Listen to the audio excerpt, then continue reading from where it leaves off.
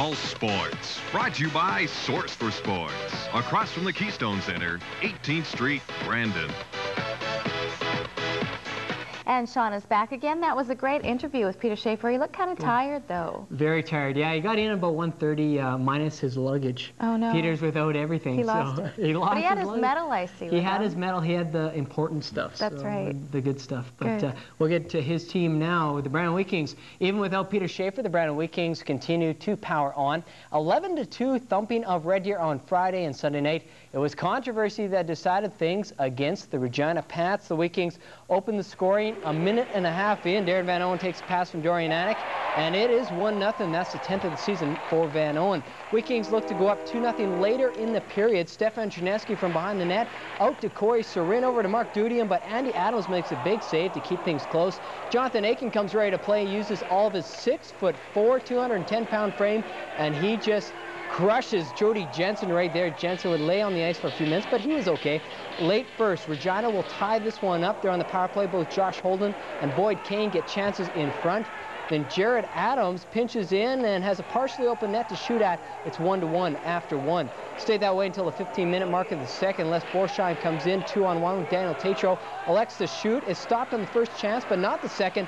2-1 Brandon after two. The Pats get to Brian Elder for a weak one in the third.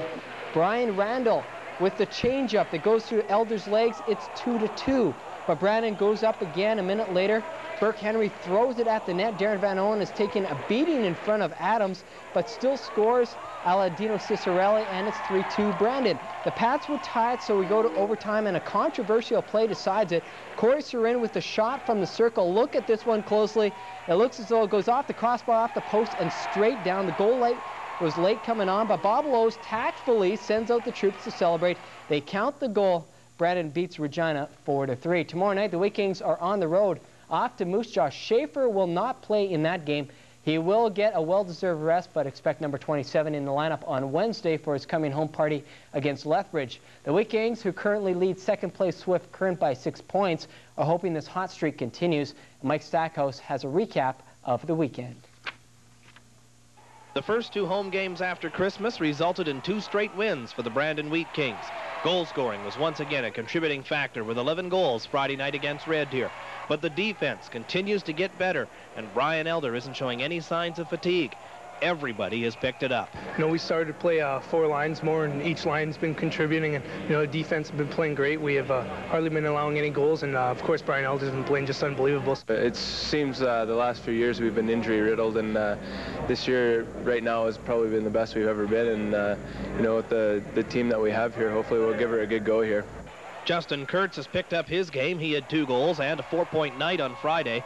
Darren Van Owen scored twice Sunday to break out of a slump. And Dorian Anik also quietly continues to put up numbers. I was fighting the puck a bit, I admit it, but now at the start of the year we were playing lots with 4D and things like that, and we've been having 60 consistently, so that helps too, you know. It gives you more legs to jump into play, and I've just been seeing the ice a little better, and I've been getting opportunities, and when I have been getting them, I've been putting them in, so I'm just happy with how the things are going right now. Back to the defense. Elder's average is hovering around 2.5. Stefan Chernesky's in the high 40s and plus-minus, indicating the forwards are coming back. In fact, only 3 forwards that have played more than 35 games are sporting a minus. I think our team, in general, has been playing better defensively. Forwards have been coming back, and we've been working a lot harder. And it's a good time to do it now with the run for first place here, coming to the end of the year here. And after 6 games and 9 nights, it's safe to say the Christmas holidays are over. Yeah, we definitely got the turkey out of us, and a quick note there, we played 4 and 5 nights, but now we're back in shape, and you know, we've got those 4 games out of us on the road, and you know, we might have been a little tired towards the end, but we didn't let it affect us. And in Brandon, Mike Stackhouse, Pulse Sports. The news regarding Graham James and his sexual assault case hit the hockey world like an Al McGuinness slap shot, and now the case hits home for Western Manitoba. Sheldon Kennedy was one of James' victims. Kennedy now plays for the Boston Bruins, a different world away from the one that he lived for years. He says James once threatened him with a shotgun, and while living away from home, he had no one to help him. Outside! Outside! At one time, he was one of the most respected coaches in the entire Western Hockey League. And days after watching their former coach sentenced to 3.5 years for sexual abuse, Graham James victims are trying to move ahead. Elkhorn native Sheldon Candy has stepped forward. Candy, who played for James in Winnipeg and in Swift Current, is still haunted by the 6 years of torment. Made me just be so lonely, man. I think he considered me his wife, you know? I mean, he just, I don't know. And he was so sucky, you know? Like, he was so jealous and so sucky of me. It was a joke. I'll never forgive him. You know, like, you go over, you know, over 300 times that it's happened. That's a long time, you know, like every Tuesday and Thursday for 6 years I had to go to his house. You know, that's a long time.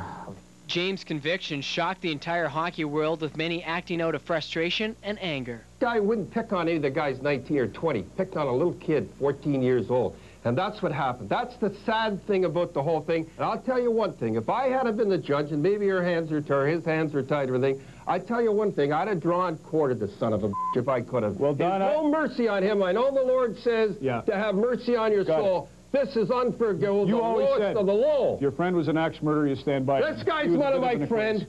During the trial, it came out that James had 2 victims for sure, and now RCMP are looking into the possibility of any more that have remained silent. The shocking nature of the abuse comes from the fact that James was looked at as an authority figure, a status every coach is handed when they take over a team. And at least in the Manitoba high school system, they've set guidelines regarding conduct.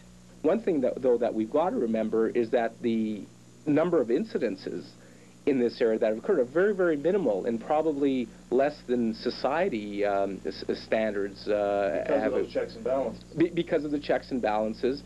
And I think a lot of times, because it's an incident that occurs in sport and maybe specifically hockey, it gets a lot more profile, and a lot more society is able to jump on it. But we've got to remember that things like this, not that it's right, of course, but things like this have occurred in the religious industry, in the workplace, at all levels of workplace, whether it be in government, whether it be in public and private sector, that sexual abuse, it happens. As for James, he says he wants to one day reconcile with Kennedy. Kennedy says he hopes that anyone else trapped in a similar situation might be inspired to speak out. Clear and cold, the weather words for tonight. Stay tuned. Weather details are on the way next.